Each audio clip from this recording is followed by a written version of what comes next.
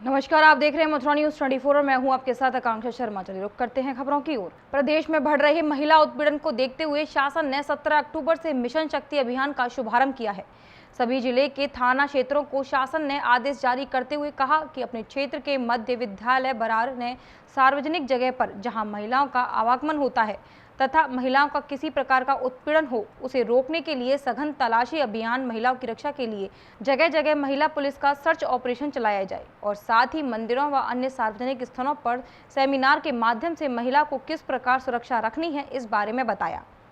सोमवार की सुबह कात्यायनी मंदिर के बाहर रंगजी मंदिर एवं कोतवाली पुलिस ने इस अभियान का शुभारंभ किया और महिलाओं को सुरक्षा के बारे में बताया।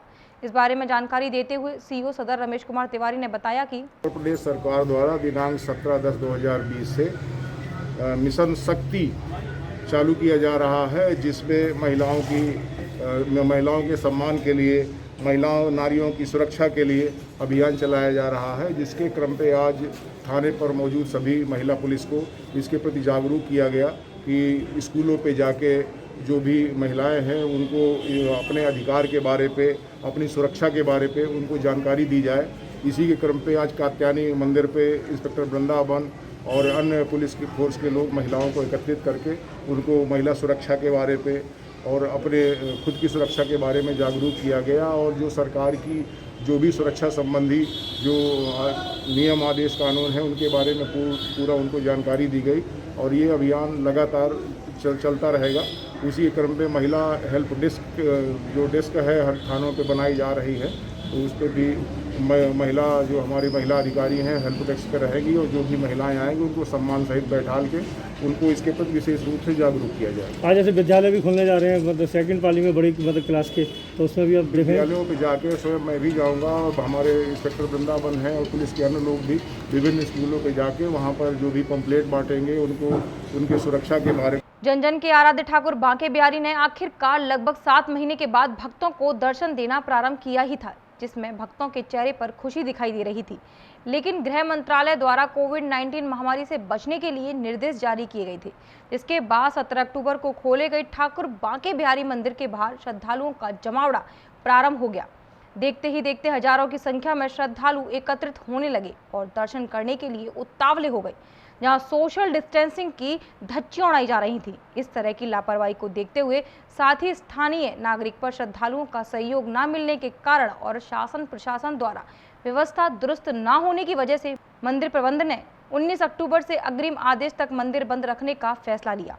मंदिर बंद होने के बाद सोमवार को ठाकुर बांके बिहारी दर्शन करने पहुंचे श्रद्धालुओं के चेहरे पर मायूसी दिखाई दी और श्रद्धालु बाहर से ही खड़े होकर अपने आराध्य के प्रति प्रार्थना कर रहे थे। इस बारे में जानकारी देते हुए श्रद्धालुओं ने बताया कि पूर्वा गोयल कहाँ से आई आप? लखनऊ से। आप जब वृंदावन किस लिए आई थी आप? बिहारी जी के दर्शन करने। पैसा दर्शन हो पाए कि नहीं आपको? नहीं, दर्शन नहीं हो पाए। नहीं, जिस प्रकार से कहा गया है कि ऑनलाइन में कोई खराबी आने के कारण दर्शन नहीं किए, आपने ऑनलाइन बुकिंग कराई थी क्या? ऑनलाइन बुकिंग कराई थी लेकिन हो नहीं पाई। तो फिर आपने क्या सोचा है यहाँ करके? दर्शन हो जाएंगे। दर्शन नहीं हुए हैं? दर्शन नहीं हुआ। तो आपके मन में क्या भाव आ रहा है? बस ये कि दर्शन हो जाते बिहारी जी के, ये आ रहा है बस साहब। क्या नाम है आपका? सौरभ गोयल। कहाँ से आए? पिलखवा से ही आए। तो अब बांके बिहारी के दर्शन मिले कि नहीं आपको? दर्शन नहीं मिल पाए, बाकी यहाँ आगे दर्शन जब मिलेंगे मन तो तृप्त होता ही है बिहारी जी के यहाँ। नहीं, जिस प्रकार से ऐसे ऑनलाइन खराबी आने के कारण मंदिर बंद कर दिया गया कुछ दिनों के लिए, लेकिन तो इस बारे में आप क्या कहना है आपका? तो ये जितने भी यात्रीगण आ रहे हैं, दर्शनार्थी आ रहे हैं, उनके साथ मतलब होना चाहिए था चालू एक साथ, जब भी खुलते तो चालू होता। अब दर्शनार्थी परेशान है, सबको पता तो नहीं है ना कि मंदिर बंद हो गया, दर्शन नहीं हो रहे। सबको पता है कि मंदिर खुल गया है, तो बहुत लोग आ रहे होंगे परेशान। तो आपको पता कैसे चला था कि मंदिर खुल गया 17 से? ये सब मंदिर टीवी में देखा, आज तक पे आया है, आज तक न्यूज़ पे आया है। कोविड-19 महामारी के चलते सरकार द्वारा संपूर्ण देश में लॉकडाउन लगाया गया था, जिसके चलते सभी गतिविधियों पर रोक लगा दी गई थी। लेकिन केंद्र सरकार द्वारा अनलॉक की गाइडलाइन जारी की गई, जिसमें सभी गतिविधियों को धीरे धीरे प्रारंभ कर दिया गया। साथ ही अक्टूबर माह में स्कूल, विद्यालय आदि खोलने के भी आदेश दे दिए गए थे। इसी श्रृंखला के चलते वृंदावन के हजारीमल सोमानी नगर निगम इंटर कॉलेज सोमवार से खुलना प्रारंभ हो गया। लगभग 7 महीने बाद पुनः खोले गए स्कूल में विद्यालय प्रबंधक द्वारा कोविड-19 महामारी से बचने के लिए सरकार की सभी गाइडलाइनों का पालन किया जा रहा है और जो भी छात्र छात्रा विद्यालय पढ़ने आ रहे हैं उनके अभिभावक की मंजूरी होना अति आवश्यक माना गया है। सोमवार को पहले दिन खुले विद्यालय में विद्यार्थी की संख्या कम दिखाई दी, जिसका कारण छात्र छात्राओं के अभिभावक द्वारा स्कूल ना भेजना व कोविड-19 का डर होना। इस बारे में जानकारी देते हुए हजारीमल सोमानी नगर निगम इंटर कॉलेज के प्रधानाचार्य योगेश चूड़ामणि ने बताया कि आज शासन के निर्देश के अनुसार 19 तारीख को कॉलेज हमारा शुरू हुआ है। इसमें जो शासन ने कोविड-19 के बचाव में जितने भी हमें डायरेक्शंस दिए थे उनको अनुपालन करते हुए बच्चों को पहले 6 फुट की दूरी पर खड़ा किया गया। इसके बाद में उनका हैंड सैनिटाइजेशन किया गया और उनके माता पिताजी की जो परमिशन थी उसको चेक किया गया। जो बच्चे परमिशन लेकर के आए उन्हीं को हमने आज शुरुआत में अलाउ किया है। इसके बाद उनकी थर्मल स्कैनिंग की गई और किसी बच्चे को अगर खांसी बुखार जुकाम की शिकायत थी तो हमने उसको वापस कर दिया है। अब तक कितने बच्चों मतलब की परमिशन आ चुकी है आपके पास? अभी तक क्योंकि आज पहला दिन है, करीब 20 बच्चों की सुबह थी, 20 बच्चों की या 25 बच्चे आ जाए हैं और कल से बच्चों को हमने ग्रुप में डाल दिया है कि ज़्यादा से ज़्यादा संख्या में आकर के विधिवत पढ़ाई हमने शुरू कर दी है और कोई डरने की आवश्यकता नहीं है किसी से, क्योंकि गाइडलाइन जो हमें मिली है उनका पूर्ण से पालन किया जा रहा है। कॉलेज को मैंने 2 दफ़े सैनिटाइज करा दिया है और हमारे माननीय नगर निगम के जो अपर नगर आयुक्त थे उनको एप्लीकेशन भी दी है और उन्होंने कहा कि मैं पूर्ण रूप से आपकी सैनिटाइजेशन चलता रहेगा और उसी क्रम में आज ये पहला दिन है। और पहली पाली में कौन सी क्लास के बच्चे आ रहे हैं? पहली पाली में बच्चे 9 to 10 आते हैं जिनका समय 8:50 से 11:50 है। दूसरी पाली में 11 और 12 के बच्चे आएंगे जिनका समय 12:20 से 3:20 तक का रखा गया है। जो हमें सरकार के द्वारा निर्देश प्राप्त किए गए हैं उसी के अनुपालन में पूर्ण रूप से हर कार्रवाई की जा रही है। उत्तर प्रदेश की कानून व्यवस्था को लेकर समाजवादी पार्टी का आंदोलन धीरे धीरे उग्र होता जा रहा है। आज झांसी में सपा के राज्यसभा सांसद डॉक्टर चंद्रपाल सिंह यादव, पूर्व गरौठा विधायक दीप नारायण सिंह यादव समेत सपा कार्यकर्ताओं ने विरोध प्रदर्शन किया। विरोध प्रदर्शन करते हुए सपाइयों ने योगी सरकार को सत्ता से बाहर करने की मांग करते हुए राष्ट्रपति को ज्ञापन भेजा। ज्ञापन भेजते हुए राज्यसभा सांसद डॉक्टर चंद्रपाल सिंह यादव ने उत्तर प्रदेश की योगी सरकार पर निशाना साधते हुए कहा कि आज पूरे प्रदेश में जंगल राज है। कानून व्यवस्था लगभग पूरी तरह समाप्त हो चुकी है। जिन लोगों की दम पर सुरक्षा का दावा किया जाता है उन पुलिस के अधिकारियों के सामने एक सामान्य व्यक्ति की हत्या कर दी गई थी। इससे ज़्यादा दुर्भाग्यपूर्ण कोई काम नहीं हो सकता। ऐसी स्थिति में प्रदेश की सरकार को रहने का कोई अधिकार नहीं है। हत्या आरोपी को खुला संरक्षण दिया जा रहा है। आज बहन बेटियों की सुरक्षा नहीं है। आज पूरे प्रदेश में जंगल राज्य है। कानून व्यवस्था लगभग समाप्त सी हो गई है। जिन लोगों की दम पर इस प्रदेश की सुरक्षा का दावा किया जाता है उन पुलिस के रजिस्टर्ड ऑफिसर्स के सामने जो है एक सामान्य व्यक्ति की हत्या आम सभा में कर दी जाती है। इससे ज़्यादा दुर्भाग्यपूर्ण कुछ हो नहीं सकता। हम तो कहते हैं कि उत्तर प्रदेश की सरकार को इन परिस्थितियों में 1 मिनट भी सत्ता में रहने का हक नहीं है, क्योंकि उनकी पार्टी का उस अपराधी को खुला संरक्षण भी मिल रहा है। ये भी आप लोगों के जानकारी में अच्छी तरीके से आया होगा। आज बहन बेटियों की इज्जत सुरक्षित नहीं है। कोई बहन बेटी सुरक्षा के साथ अपने घर नहीं पहुंच पा रही है। इससे ज़्यादा बदतर स्थिति आज़ादी के बाद से लेकर के आज तक कभी हुई नहीं है।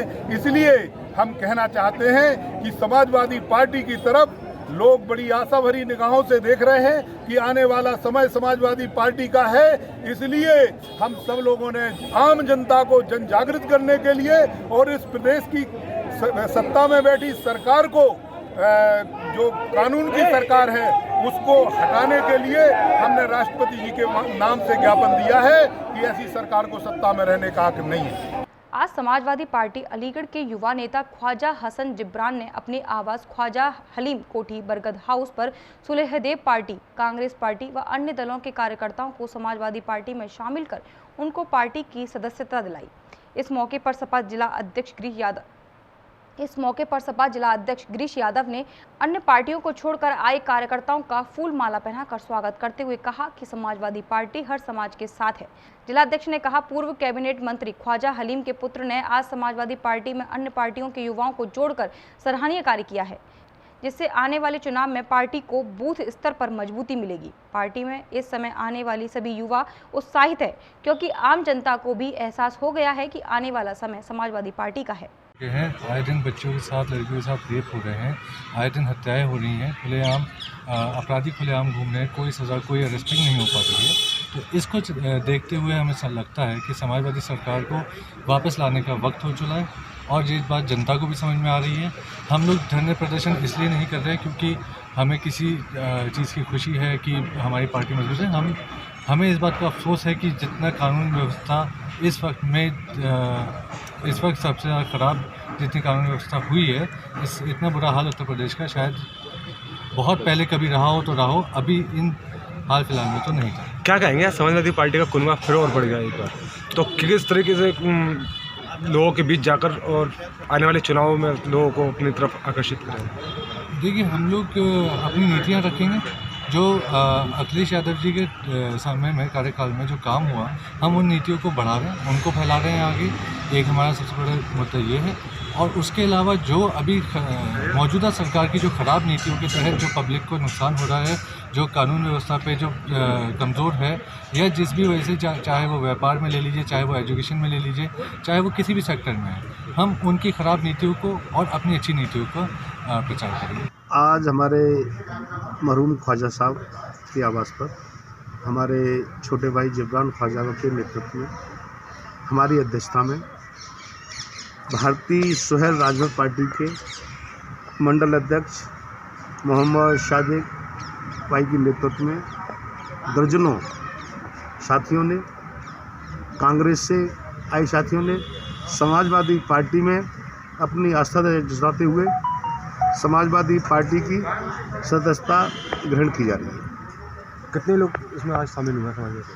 देखिए, लगभग 50-60 लोग मौजूद हैं यहाँ पर, और कुछ लोग आने वाले हैं, क्योंकि आप लोगों को थोड़ा जल्दी से, इसलिए हम लोग उनको बाकायदा जैसे लोग आते रहेंगे प्राथमिक सदस्यता और सक्रिय सदस्यता शपथ भी दिलाई जाएगी। हाँ, ये शपथ ही होती है जब हमारी पार्टी में प्राथमिक सदस्यता जो ग्रहण कर रहे हैं, वो हमारी पार्टी की नीतियों के समर्थन में, आदरणीय हमारे राष्ट्रीय अध्यक्ष अखिलेश यादव की नीतियों से प्रभावित होकर समाजवादी पार्टी में आस्था चाहता हूँ, समाज पार्टी की सदस्यता ग्रहण कर। अध्यक्ष जी, 2022 में इलेक्शन आने वाला है, उसको लेकर के क्या तैयारियों को लेकर के लोग आपका जगह जो बढ़ता जा रहा है, क्या कहना चाहिए? देखिए, निश्चित रूप से आज जो प्रदेश में सरकार चल रही है, उस सरकार कोई काम नहीं कर रही। सरकार नौजवान, किसान, व्यापारी सबके विरोध है, इसलिए उससे त्रस्त होकर समाजवादी पार्टियों की नीतियों से, जो हमारे राष्ट्रीय अध्यक्ष माननीय अखिलेश यादव जी ने 5 साल के कार्यकाल में जो कार्य किए थे, उन नीतियों से प्रभावित होकर सभी वर्ग समाजवादी पार्टी के साथ जुड़ रहा है। और निश्चित रूप से आने वाले 2022 में 351+ के साथ समाजवादी पार्टी आदरणीय अखिलेश यादव जी के नेतृत्व में सरकार बनाएगी, ऐसा हमारा मानना है। अभी तक के लिए सिर्फ इतना ही। मुझे दीजिए इजाज़त, फिर मिलेंगे नई खबरों के साथ। नमस्कार।